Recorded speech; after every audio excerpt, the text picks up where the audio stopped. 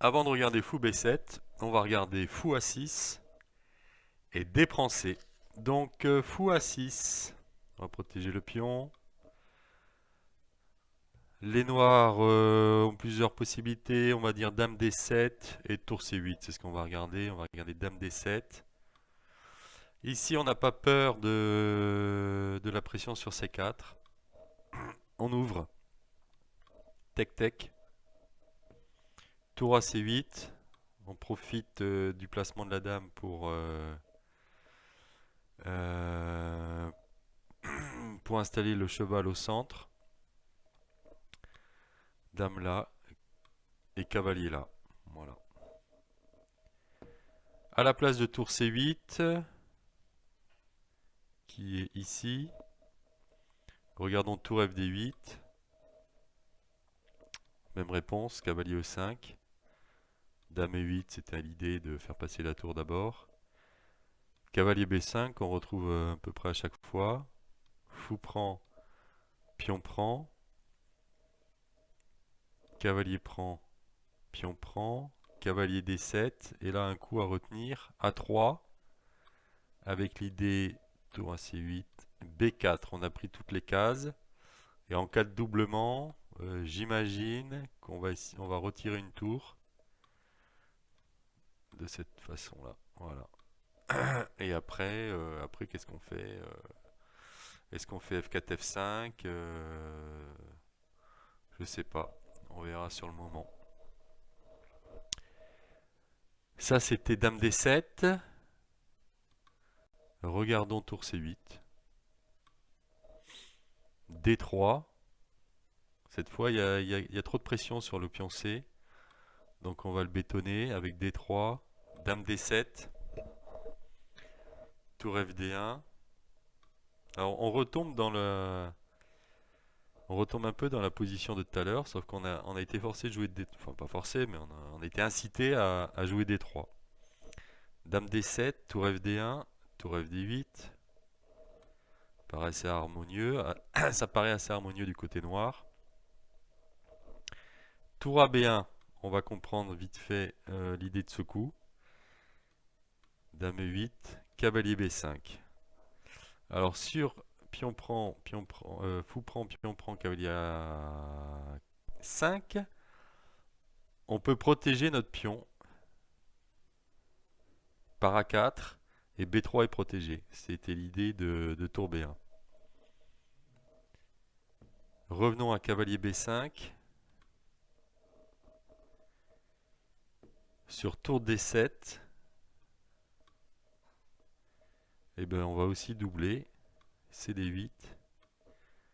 Voilà une partie de manœuvre. Cavalier E1.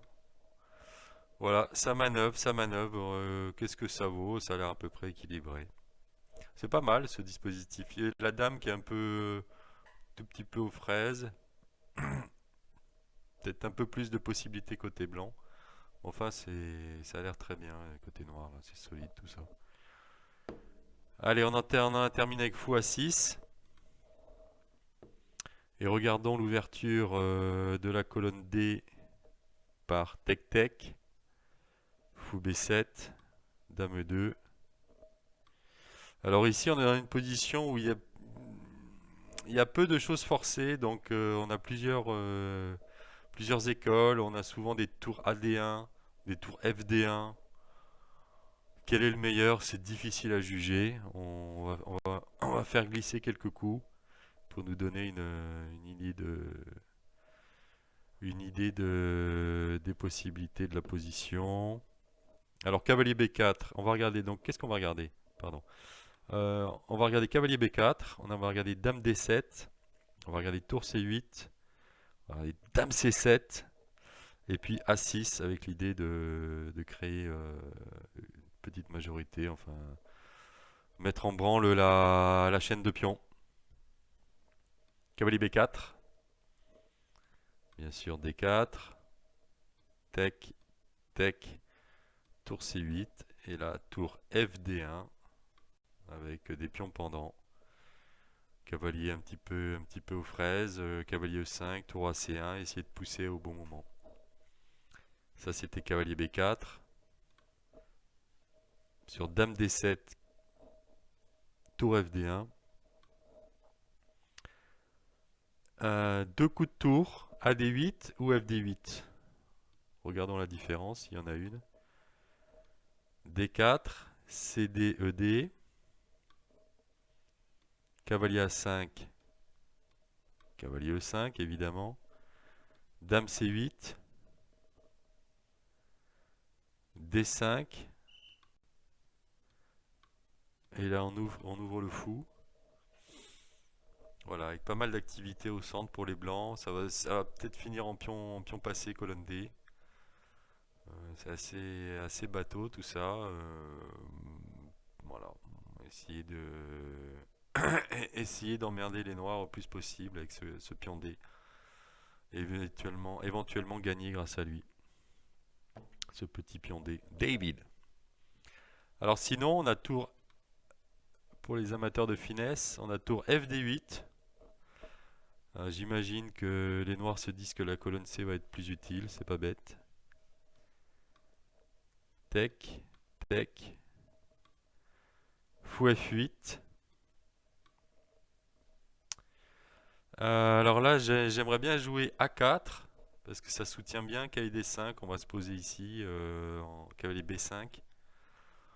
A4, ça a l'air pas mal, ça donne B4, mais B4, c'est pas vraiment très utile pour les noirs. Ça peut. En tout cas, A4 est possible, sinon cavalier E5. Alors regardons les mouvements de dame en C8 et en E8. En C8, elle est là. Donc sur cavalier fou prend, l'idée bien sûr c'est de pousser avec tempo.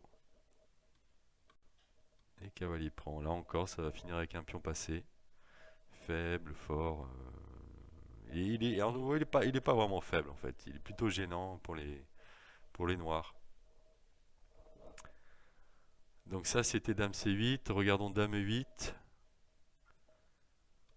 Cavalier B5, ça c'est la différence. Petite fourchette. Tour à C8. Ou DC8, pardon. Tour DC8. Et alors là, un coup que j'ai du mal à comprendre, qui est proposé dans le bouquin de Demuth. Fou à 3, cavalier prend. Qu'est-ce que ça vaut cette position? J'ai du mal à voir où les blancs sont mieux. Mais j'imagine qu'il va falloir pousser un moment. Mais ce cavalier est un peu aux fraises. Ouais, c'est pas...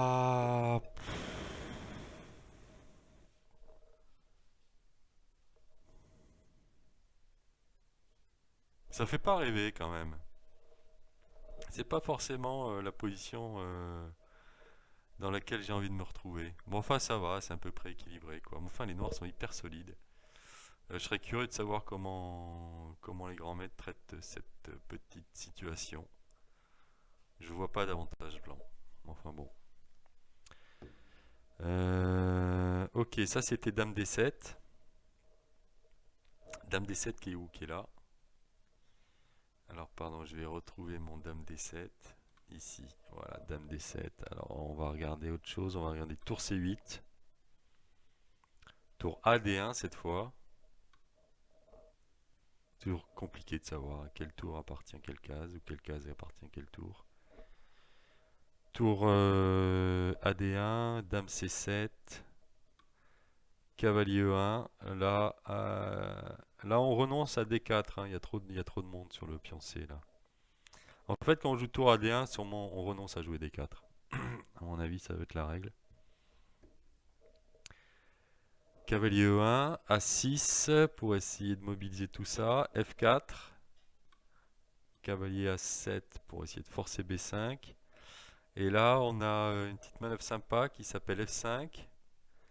Et l'idée, c'est que le cavalier va sûrement prendre en G2 et va venir en F4. Avec grosse pression ici. Ou installation du cavalier en D5. Donc ça me plaît. Ça, c'est beaucoup plus intéressant que ce qu'on vient de voir juste avant. Ça, c'était tour C8. C'était tour C8. dame E2. Alors regardons dame C7. Tour FD1. Encore une fois, c'est un peu mystérieux. Tour AC8. Alors on retrouve la même position que tout à l'heure, que juste avant.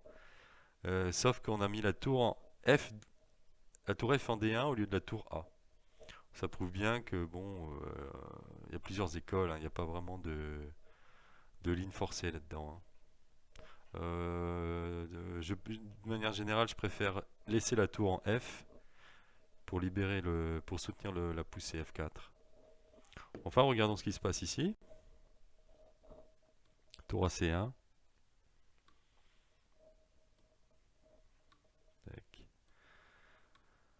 Voilà, donc D4, au moins D4 est logique, enfin est en rapport avec le placement des tours. D4. Alors là, j'ai cavalier A5 comme proposition. Cavalier B. Dame B8. Et là, D5. Et oui, l'idée c'est que, d'accord, voilà. L'idée c'est qu'on va ramasser du matériel. C'était l'idée de cavalier B5. Tech. Tech. Tour C8. Et la petite astuce, on retire pas le fou. On prend un pion avec menace tech-tech, tech-fourchette. Oui, non, mais là c'est gros avantage. Les blancs n'ont pas assez de compensation pour la caloche. Je crois pas. Tout est mobilisé chez les blancs. Avantage blanc. Ok. Sachant que c'était pas forcé non plus. Hein. C'est juste pour illustrer. Et enfin, dernière ligne. À la place de dame C7, A6. Maintenant.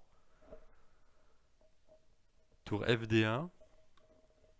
Encore une fois, tour AD1 doit être parfaitement possible.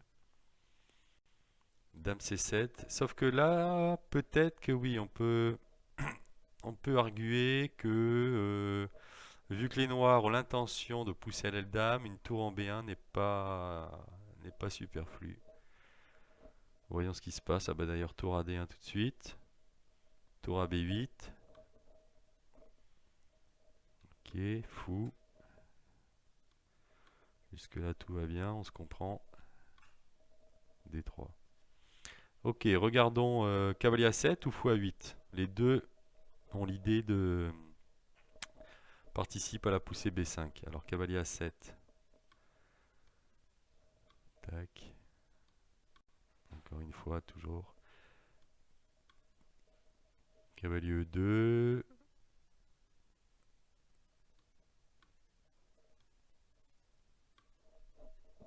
Voilà, on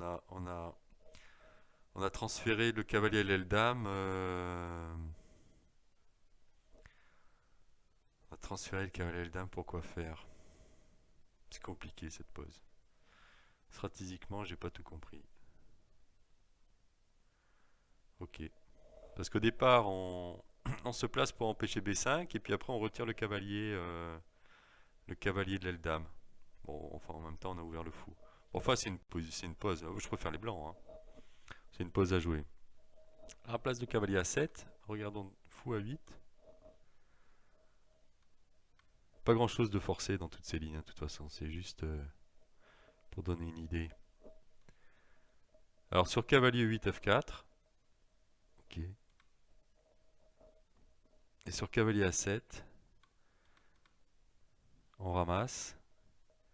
Et puis on s'étend un petit peu à l'aile droite là. On prend un peu d'espace, on bouscule les pièces. La tour revient.